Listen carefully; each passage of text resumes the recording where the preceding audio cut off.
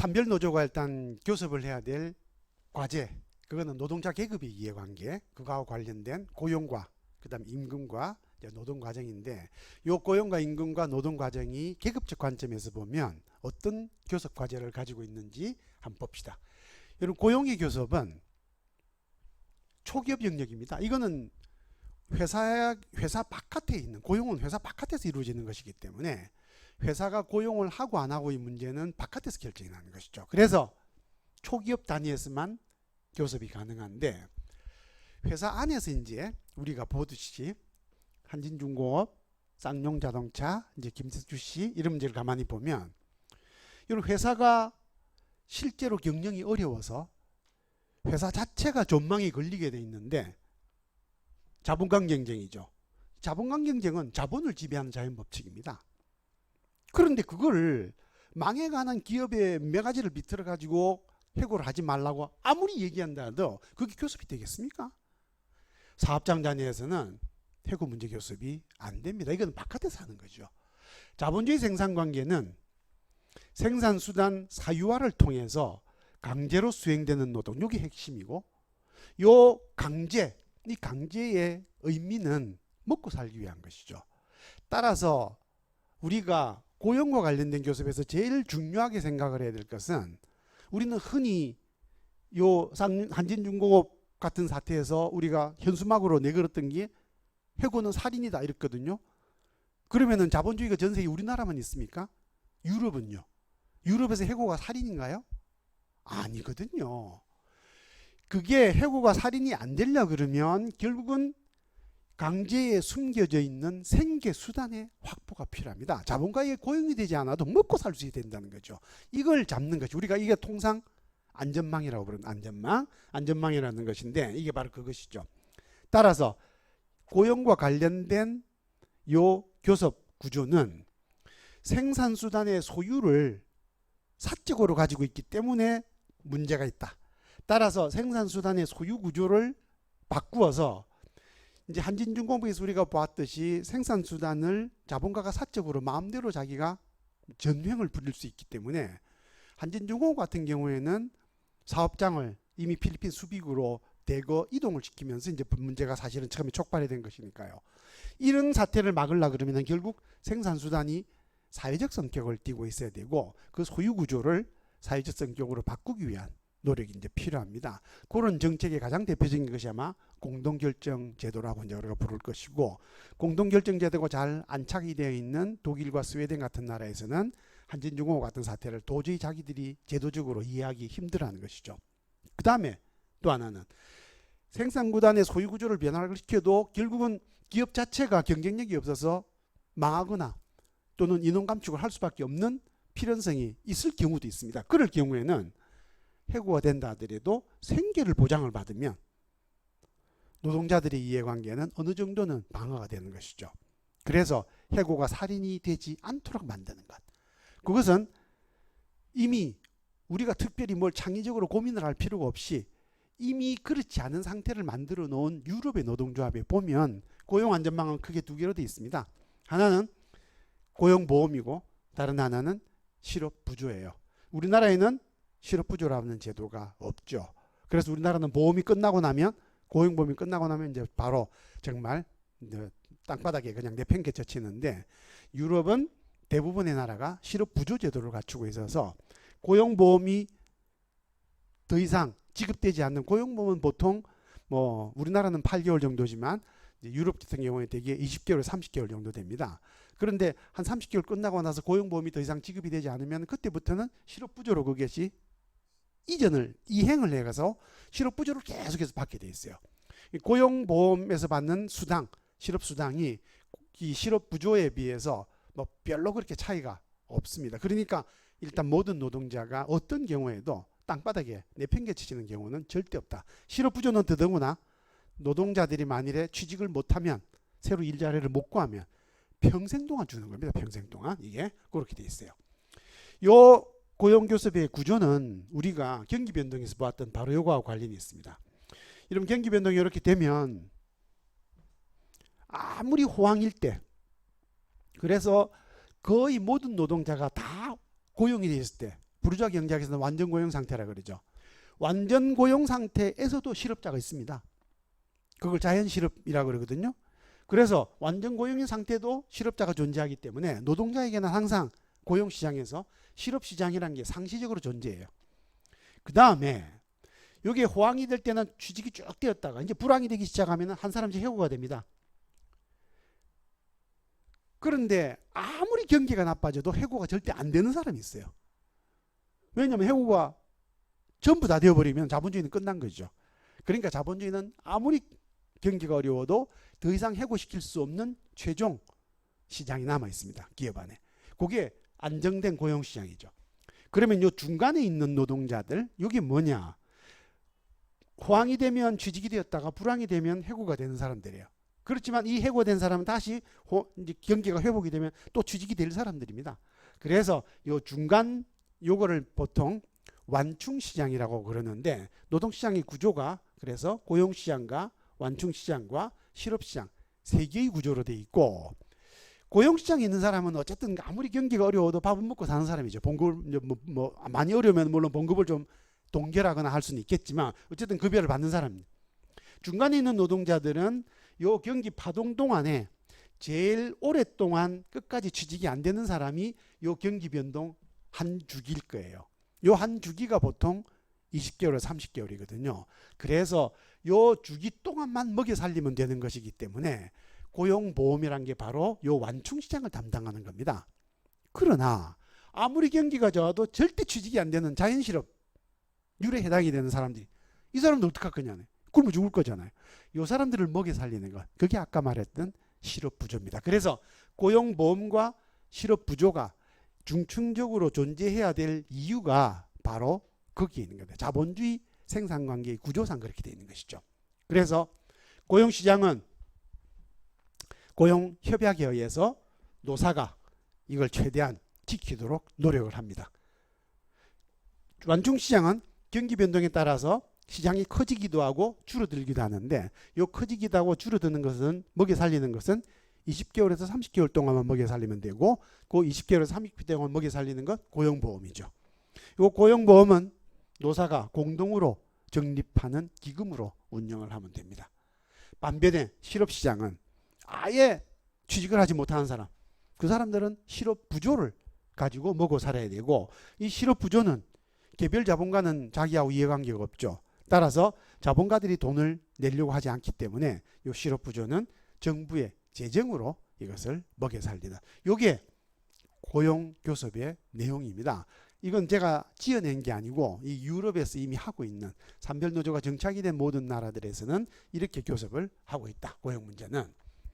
그 다음에 이제 임금과 노동 과정은 일단 취직을 하면 우리는 회사에 들어가서 봉급을 받고 그 대가로 이제 일을 하게 되는데 제가 말을 거꾸로 했네요. 일을 하고 내가 일한 것 가운데 일부러 이제 임금으로 돌려받게 되는데 어쨌든 임금과 노동 과정은 주고받는 교환에 이 말하자면 서로 일란서 쌍생아 같은 겁니다. 두 놈이 자본주의 생산 관계가 딱 그 안에 들어가 있죠.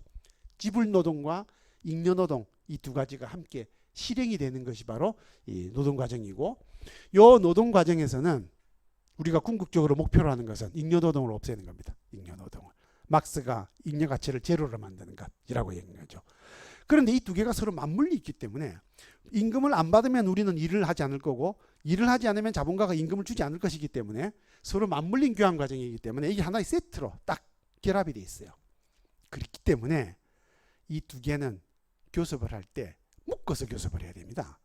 그러니까 임금이 노동 과정과 묶이려 그러면 어떻게 묶느냐? 임금 체계를 통해서 묶는 거예요.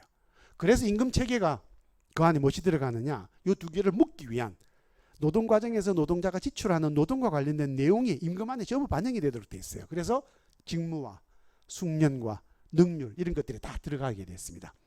이게 이제 기본적인 거고 그 다음에 시장과 사업장에 임금은 회사 바깥에서 이제 결정이 되어서 내가 회사에 들어가기 전에는 회사 바깥에서 회사하고 처음 임금 교섭을 하죠.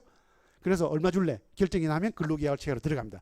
일단 들어가고 나면 그 다음부터는 회사 안에서 결정이 되죠. 그래서 시장과 사업장의 이중적 구조이기 때문에 교섭과 협약 체계도 중축적 구조가 필요합니다. 그래서 산별협약과 사업장 협장 두 개의 구조로 임금과 노동 과정이 전부 이루어져 있습니다.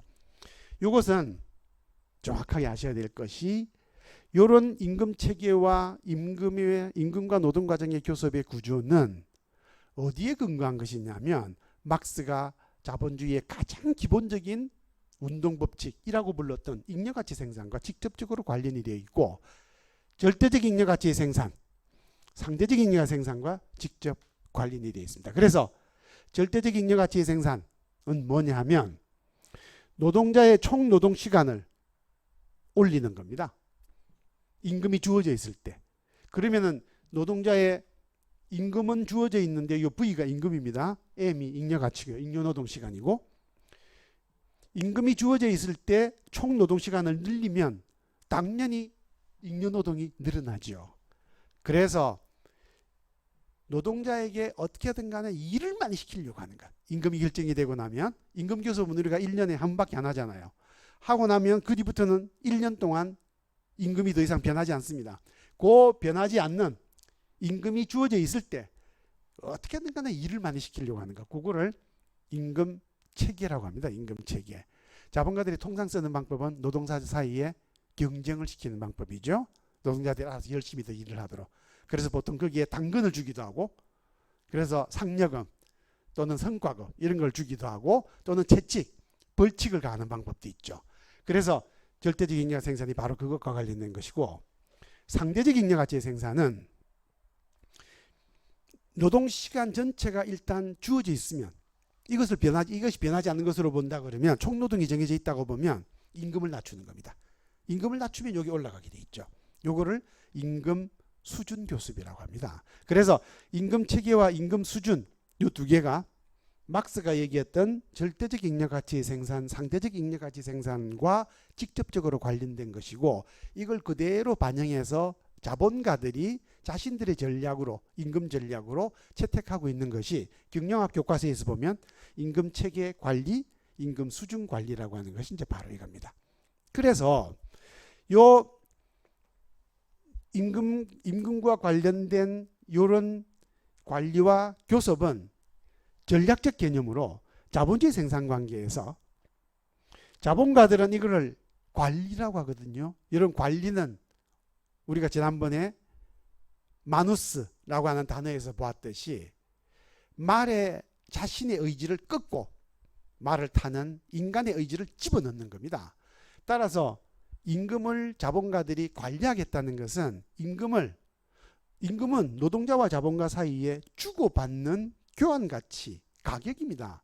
그런데 임금을 관리하겠다는 것은 노동자와 자본가가 딜을 해서 서로 합의해서 결정하겠다는 것이 아니고 관리하겠다는 것은 내가 마음대로 주겠다는 거예요. 자본가들이 마음대로 주겠다. 이게 바로 일방적 독재죠. 그래서 임금에 있어서 노동조합이 노동자들이 가장 기본적으로 갖추고 있어야 될 전략적 개념은 관리를 깨고 이걸 교섭을 할 수 있도록 합의를 할 수 있도록 만드는 것이 필요합니다. 임금 체계와 관련해서 좀 더 복잡한 논의들이 많으니까 요거는 다음에 뭐 임금과 관련해서 무슨 우리가 얘기를 할 기회가 있을 때 이제 제가 다시 한번 자세히 말씀을 드릴 텐데 일단 임금을 자본가가 주는 대로 받는 형태는 절대 안 된다는 겁니다. 임금은 자본가와 내가 함께 교섭을 해서 합의를 해서 얻어야 되고 이 두 개를 합의를 해서 얻으려 그러면은 임금 체계를 중간에 매개로 삼아야 된다. 임금과 노동 과정은 서로 맞물려 있는 세트라 그랬죠. 바로 세트이기 때문에 이 두 개가 이 교섭 안에 같이 포괄될 수 있는 구조를 갖춰야 됩니다. 요 같이 포괄될 수 있는 그러니까 임금이 노동 과정을 전부 포섭하는 구조의 임금이 바로 구조가 뭐냐면 임금 체계예요. 그렇기 때문에 임금 체계는 사실은 임금과 노동 과정 교섭에서 중심 교섭이라고 이제 볼 수가 있고 이게 가장 중요한 영향을 미치는 것이다라고 볼 수가 있는데 이 임금 체계의 교섭은 핵심은 뭐냐면 총노동을 관리하는 겁니다. 이 총노동을 관리하려 그러면 여러분 노동은 크게 어떻게 이루어져 있느냐 하면 우선 우리가 일하는 노동 시간이 있죠. 여기 이제 외형적 크기를 결정해요. 그런데 똑같은 8시간, 똑같은 1시간이라 할지라도 쉬엄쉬엄 하는, 그러니까 좀 약간 이 희석이 되어 있는 노동이 있을 수가 있고, 빡빡하게 우리가 통상 빡세게 일한다 라고 하는 것처럼 노동의 밀도가 굉장히 높을 수가 있어요. 따라서 노동은 길이만 중요한 것이 아니라 밀도도 중요하죠. 그런데 요 노동 시간과 길이에 또 하나, 그 수행되는 노동이 질이 다릅니다. 질이. 예를 들면 단순한 노동이 있을 것이고, 어떤 경우에는 복잡한 노동이 있을 것이고, 하나만 수행할 수 있는 노동이 있는 반면에 2개와 3개를 동시에 수행해야 되는 노동도 있을 거예요. 그래서 이 노동의 질을 결정하는 것, 따라서 전체적인 크기, 그 다음에 거기에 들어가 있는 밀도, 그 다음에 노동 그 자체의 질적 수준, 이런 것들을 전부 반영해야 되기 때문에 이걸 반영하기 위한 양적 기준을 임금 체계에 전부 이제 집어넣어야 되고, 그걸 집어넣는 방법이 총 노동시간, 노동시간의 크기를 결정하는 것은 직무급에 의해서 결정을 합니다. 그리고 노동 강도, 노동의 밀도를 포괄하는 것은 능률급에 의해서 결정을 하고, 그 다음에 노동의 질을 집어넣는 것은 숙련급에 의해서 결정을 하도록 만들어져 있어서, 사실은 요 3가지도 제가 지어낸 것이 아니라, 어떤 창의적으로 만들어진 것이 아니라 이미 노동운동 내에서, 노동조합 활동 내에서 전 세계적으로 이제 주로 유럽에서 이미 이것이 오랜 운영을 통해서 이런 방식으로 반영하는 것이 좋겠다라고 생각을 해서 정착이 되어 있는 임금 체계들입니다. 그래서 저는 이제 주로 독일 금속 노조를 연구를 했기 때문에 독일 금속 노조는 현재 직무급과 능률급과 숙련급을 모두 반영하는 임금 체계 구조로 이제 되어 있습니다. 요 전체의 크기를 우리가 그냥 조금 이해하기 쉽게, 여러분 술 좋아하시죠? 술을 가지고 생각을 해보시면 술잔의 크기, 그게 바로 직무급이라고 보면 됩니다. 그 다음에 거기에 들어가는 술의 알코올 도수, 그게 능률급이라고 보면 되는 거예요.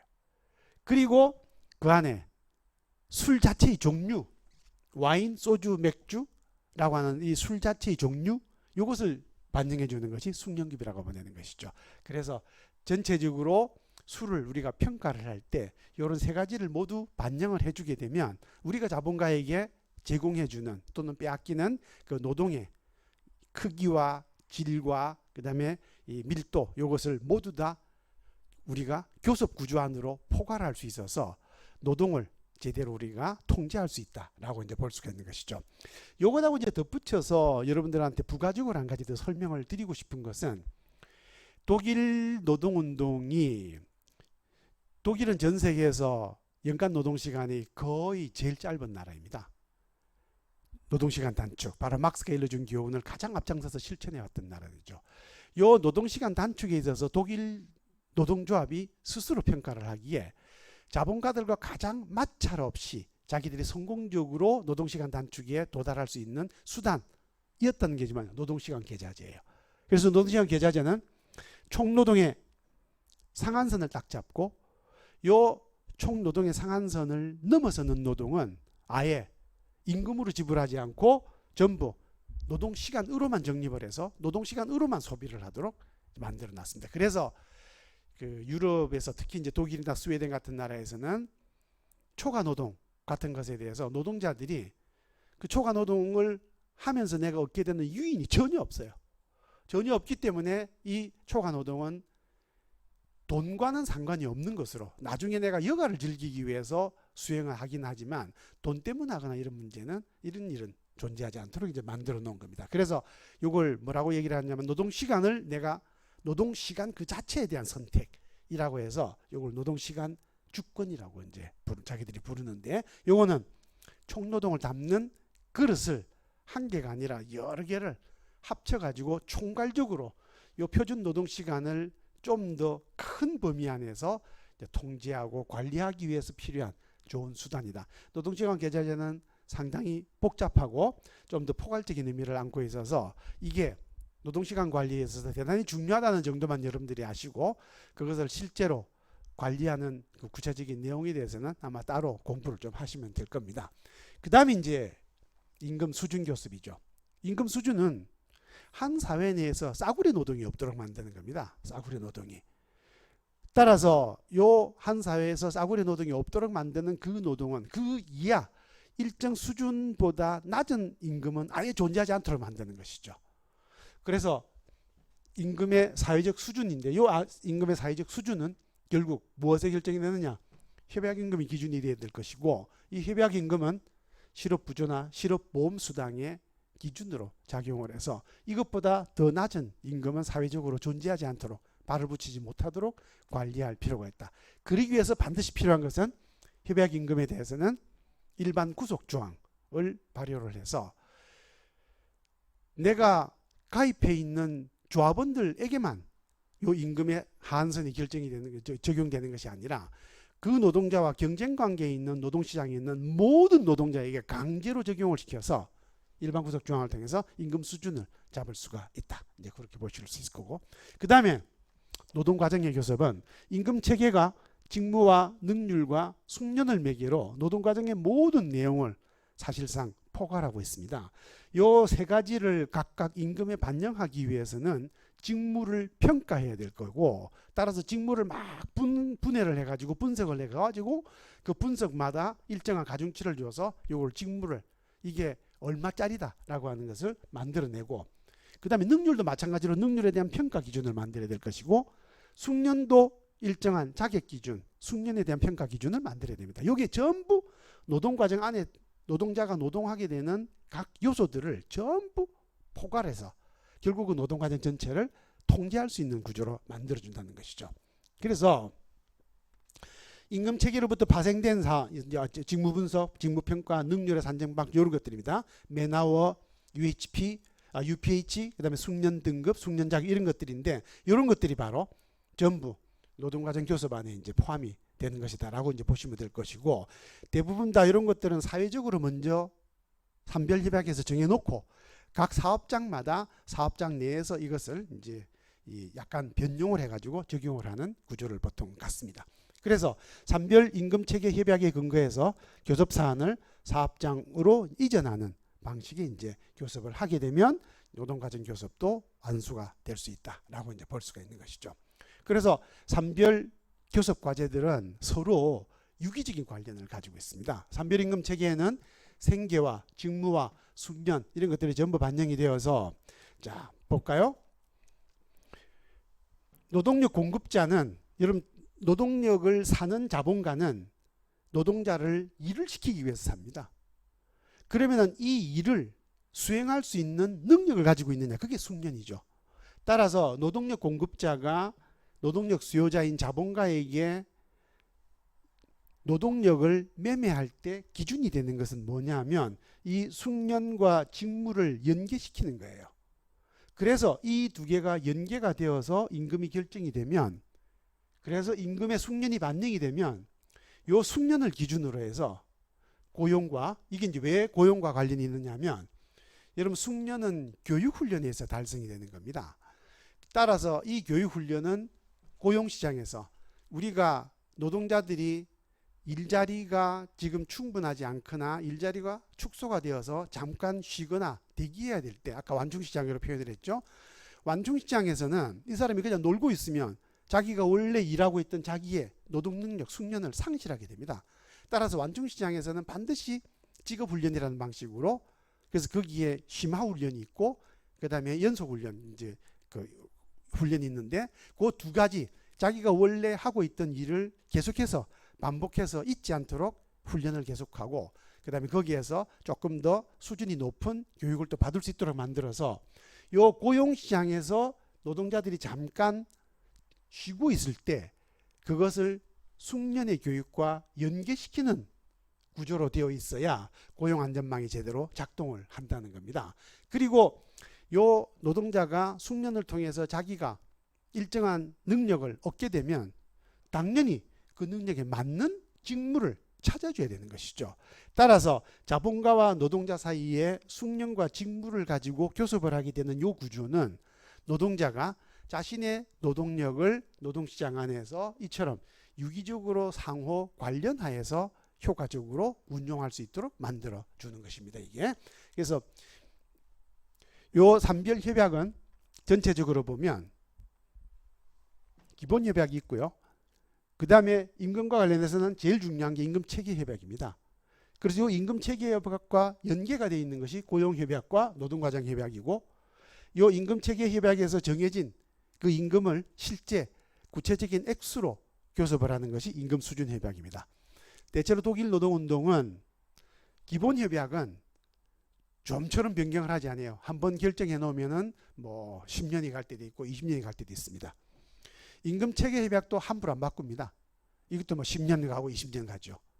임금 수준 협약은 이제 그때 우리가 생계비하고 직접 관련이 있으니까 보통 독일에서는 이것을 2년에 한 번씩 결정합니다. 2년이 한다고 해서 2년마다 임금이 결정되는 것이 아니라 임금은 매년 바뀌는데 매년 바뀌는 임금을 2년치를 한꺼번에 교섭을 하는 그런 구조가 되어 있고, 이게 이제 가장 기본적인 협약이에요.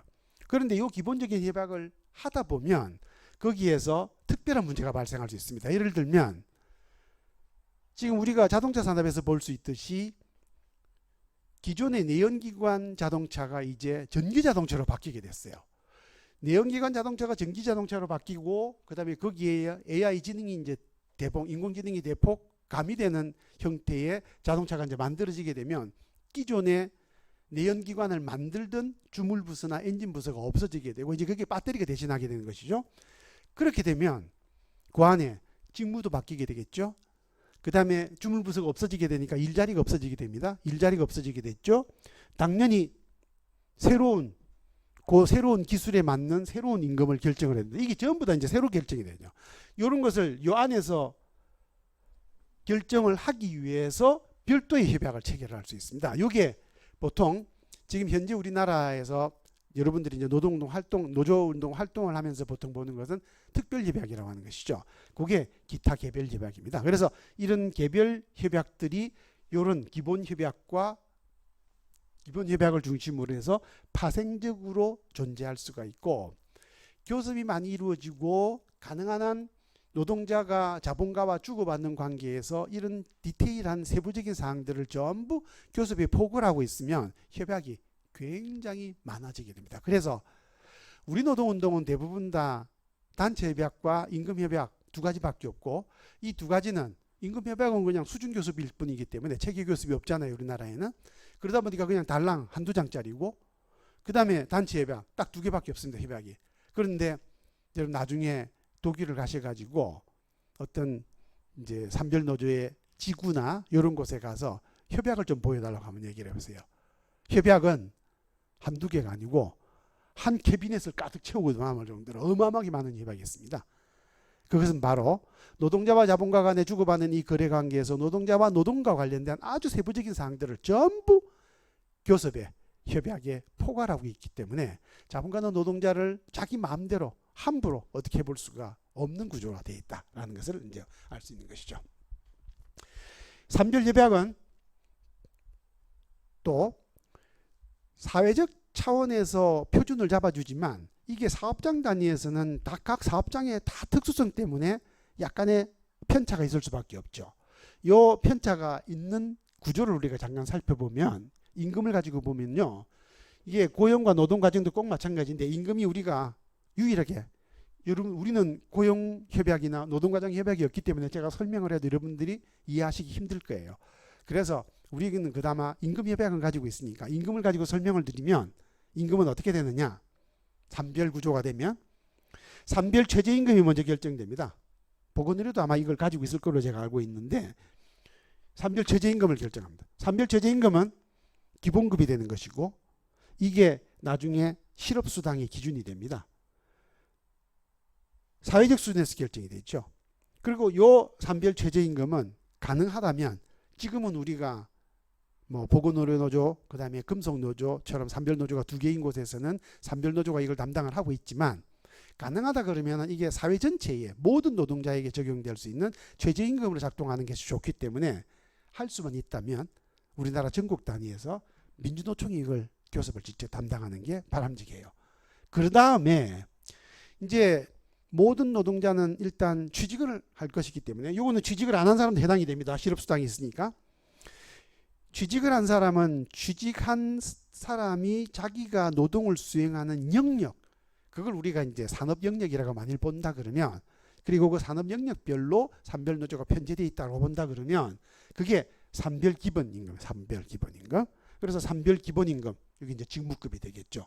그러면은 A라는 산업, B라는 산업은 산별 기본임금이 각각 다를 수 있겠습니다. 그렇죠? 고임금 산업, 저임금 산업이 있을 수 있겠죠. 그래서 산별 단위에서 임금이 서로 이렇게 차이가 날 수 있을 것이고, 요걸 기준으로 해서 다시 사업장 단위에서 추가적으로 임금을 더 각 기업의 성과나 기업의 특수성을 반영하는 사업장 보충임금을 받으면 요게 추가가 되는 거예요. 따라서 산별 교섭이 되었을 때 노동자들이 받는 임금 항목은 최저임금 항목에다가 기본급, 그 다음에 보충임금, 이렇게 해서 요 전체를 받는 겁니다.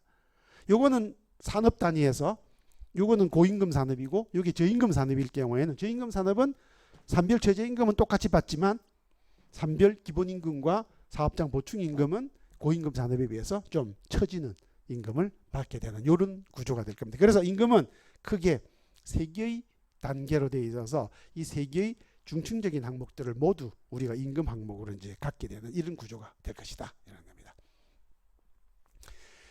여러분, 산별 노조는 막스는 사회 변혁의 첫 단추가 바로 이 산별 노조에 있다고 봤습니다. 물론 막스가 뭐 얘기할 때는 산별 노조라는 말 쓰지 않습니다. 왜냐하면 유럽에는 아예 기업별 노조가 존재하지 않았으니까요. 그래서 막스는 그냥 노동조합이라고 했는데 우리가 보면 이게 산별 노조입니다. 왜냐하면 우리가 기업별 노조로 가지고 있는 것은 노동조합이 아니니까요. 그래서 산별 노조를 어쨌든 기본으로 보면 이 산별 노조가 사회 변혁의 첫 단추라고 이제 본 겁니다. 그러면 요 첫 단추라고 보게 된 이유가 뭐냐면, 막스는 사회를 어떻게 봤느냐면, 앞서 제가 잠깐 설명을 드렸죠. 경제적 토대, 경제적 토대는 바로 경제제도, 즉 자본주의라는 생산 양식입니다. 위에 상부 구조가 얹혀 있다고 봤어요. 그래서 경제적 토대는 우리가 말하는 경제제도인데, 경제적 토대는 생산력과 생산관계라고 하는 두 개의 요소로 이루어져 있고, 생산력은 노동력과 생산수단이라고 하는 두 개의 요소로 이루어져 있습니다. 생산관계라고 하는 것은 요 노동력과 생산수단, 노동력은 사람이고 생산수단은 자연이잖아요. 그래서 이 인간의 요소와 자연의 요소, 이 두 개가 결합이 되어야 생산이 되는 거니까 요 두 개가 결합되는 방식, 그 결합되는 방식은 결국은 요 두 개가 인간들 사이의 관계를 결정짓는 거기 때문에 요게 바로 생산관계입니다. 그래서 요것은 생산력은 인간과 자연 간의 관계, 생산관계는 인간과 인간 간의 관계가 되는데, 요 인간과 인간 간의 관계가 바로 분배를 결정하는 이제 그런 의미를 갖고 있는 것이죠. 요게 경제적인 구조입니다. 요 경제적인 구조를 반영하는 법체계, 그게 바로 우리가 통상 정치라고 부르는 영역이고, 그 정치에서는 법이 갖춰지게 되면 거기에는 가치 판단이 들어가죠. 그래서 그 가치 판단을 이제 이렇게 형상화해 놓은 것, 그게 이데올로기입니다. 그래서 정치에는 이데올로기가 반영이 되는데, 이 정치와 이데올로기가 상부 구조를 이루고 토대가 경제적 구조를 이루고 있다. 요 두 개가 이렇게 하나의 구조물처럼 결합이 되어 있는, 건물처럼 결합이 되어 있는 것이 사회이다. 그래서 막스는 그거를 사회 구성체라고 불렀습니다. 토대와 상부 구조 결합이 된. 그렇기 때문에 사회 변혁은 이 두 가지를 모두 바꿔야 돼요. 그렇기 때문에 사회 변혁은 이중성을 갖죠. 막스는 사회를 변혁해야 되겠다라고 생각을 했을 때 이 사람이 생각했던 변혁, 그것은 바로 혁명이었고, 그 당시에 그거는 막스만 그런 게 아니라 그 당시 사람들 모두가 그랬어요. 모두가 사회 변혁은 혁명이라고 생각을 했고, 그 혁명은 롤 모델이 프랑스 대혁명이었습니다. 1789년부터 시작을 해서, 여러분 프랑스 혁명은 1789년에 발발했고요. 그 뒤에 우여곡절을 많이 겪으면서 이 혁명이 최종적으로 완성되는 것은 1871년입니다. 그래서 거의 뭐 100년 가까운 시간 동안 엎치락뒤치락 해서 드디어 자리를 잡게 되는데, 요 긴 프랑스 혁명, 막스가 그 당시 보았을 때는 1789년의 혁명을 보았고, 이 1789년 혁명을 롤 모델로 해서 노동자들이 일으킨 혁명, 1848년 혁명 두 개를 보고 막스는 이 두 개를 사회 변혁의 모델로 삼았던 것이죠. 그래서 그 사회 변혁은 프랑스 혁명은 뭐냐? 정치적으로 민주주의를 달성한 것이다. 즉 상부구조를 변혁시킨 것이죠. 그러나 프랑스는 경제적으로는 프랑스 혁명은 민주주의를 달성한 것이 아니었어요. 그건 경제적인 혁명과 상관이 없었던 것이죠. 따라서 이 상부구조의 변혁이 토대의 변혁과 합쳐져야만 변혁이 완성되는 것이다. 그래서 그 당시에 막스를 따르던 사람들이 썼던 얘기가 뭐냐면 자기들이 사회민주주의라고 했었는데 그 사회민주주의는 궁극적으로 뭘 하는 것이냐? 정치적 민주주의를 완성하는 것이다 라고 했습니다. 막스주의는 정치적 민주주의를 경제적 민주주의로 완성하는 것이 막스주의다. 그렇게 이제 얘기를 했던 것이죠. 토대의 변혁은 필연적으로 상부구조의 변혁을 가져옵니다. 그래서 이 두 가지가 함께 모두 바뀌어야만 사회가 바뀌는 것이고 이 두 개의 변혁을 담당할 노동자 조직은 분업이 되어 있는 거예요. 상부구조의 변혁을 주도하는 것이 노동자 정당이고 토대의 변혁을 주도하는 것이 노동자, 바로 산별노조입니다. 그래서 이게 산별노조의 우리가 앞서 보았던 제일 처음 부분에 간단하게 말했던 바로 그 전략적 지위의 구조이고 바로 그렇기 때문에 산별노조 건설은 이것이 그 자체 목표가 아니라 이 산별노조를 토대로 해서 상부구조조차 함께 변혁시킬 수 있는 노동자 정당 건설이라고 하는 것이 장기적인 목표로 아직 남아있는 겁니다. 그래서 산별노조 운동을 바로 그 긴 운동, 최종적으로 노동자 정당까지 건설을 해서 사회 전체를 바꿀 수 있는 운동으로 가는 첫걸음이다 라고 생각을 하셔야 되고 이 첫걸음이 만들어지지 않으면 이 사회에서 노동자 계급이 좀 더 인간답게 살기 위한 사회 형태를 만드는 변혁은 출발이 되지 않는다. 따라서 우리가 지금 고민하고 우리가 앞으로 해결해 나가야 될 산별노조와 산별교섭의 완성이라고 하는 것은 한국 사회의 전체 변혁의 첫 출발점이며 이 출발점을 만드는 것이 우리에게 주어진 시대적 과제라는 것을 여러분들이 절대 잊어서는 안 되겠습니다.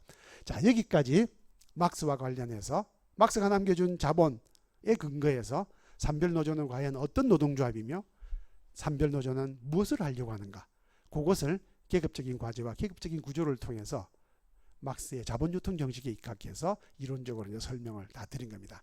이 이론적인 설명을 이제 막스를 따르던 노동운동 가운데에 가장 모범생이었던 독일 노동운동이 실제 실천에 옮겼고 그 실천이 시작된 지로 지금 150년이 지났습니다. 그래서 독일은 전 세계에서 모든 노동운동에게 가장 모범이 되어 있는 노동운동으로 현재 우리에게 알려져 있고 이 독일 노동운동이 그 안에 산별노조운동, 산별노조운동은 독일 노동운동에서 어떤 형태로 전개가 되고 있는지 그걸 사례를 가지고 이제 다음 시간에 여러분들한테 또 다시 설명을 드리도록 하겠습니다. 고맙습니다.